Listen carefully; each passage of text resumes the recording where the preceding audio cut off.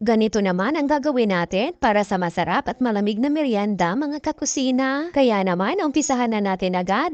Kailangan lang natin dito ay isang lata ng kremdensada. Kung walang kremdensada, pwede naman ang all-purpose cream at condensed milk. I-mix lang natin ito gamit ang hand mixer hanggang sa mag-double na ang size nito. At kapag ganito na, pwede na po ito. Dito sa ating lalagyan, una natin ilagay ang crushed grahams. Depende na sa inyo kung gaano karami ang crushed grahams na gusto nyo ilagay. At ilagay na natin ang ating whipped cream. Ulitin lang natin ang proseso hanggang sa mapuno ang ating lalagyan. Napakadali lang nitong gawin. 3 ingredients lang. Kaya hindi mo na kailangang gumastos ng malaki. Once na ilagay na natin lahat, lagyan lang natin ito ng toppings. At bingo ang nilagay ko. Pwede rin po ang Oreo or kahit anong gusto niyong ilagay na toppings.